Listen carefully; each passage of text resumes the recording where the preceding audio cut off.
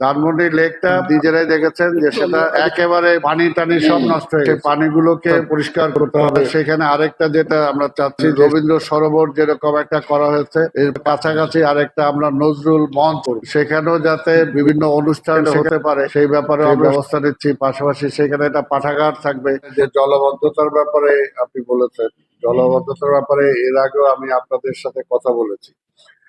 জলবদ্ধতা যে ঢাকার পানির গুলো আউটলেট একেবারেই ছিল না, সেগুলোকে আমরা বাড়ানোর চেষ্টা করছি। যদি আউটলেট গুলো আমরা বাড়াতে পারি তাহলে আগামী বছর জলবদ্ধতার হাত থেকে অনেকটা আমরা রেহাই দিতে পারবো। আর এই বছর আমরা ওই যে পাম্প করে আমরা চেষ্টা করছি যে আগে যেটা কয়েকদিন পানি জমে থাকতো সেটাকে অন্তত কয়েক ঘন্টার মধ্যে সেটা যাতে আমরা নিরসন করতে পারি।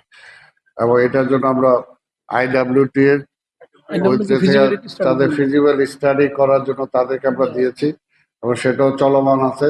অর্থাৎ এটা মাননীয় প্রধানমন্ত্রীও চান যে কত দ্রুত অন্তত এই সমস্যা থেকে আমরা সেটাকে মুক্ত করতে পারি। আর আরেকটা আপনি বলেছেন ট্রান্সফার যা জানেন যে আমাদের সিটি কর্পোরেশনটা আমাদের লোকাল গভর্নমেন্টের আওতাধীন, কাজে ট্রান্সফার গুলো সেখান থেকে হয়। এই ব্যাপারে আমরা কোনো ট্রান্সফারের সাথে কোনো জড়িত নই। আর আরেকটা কি বলছেন আপনি?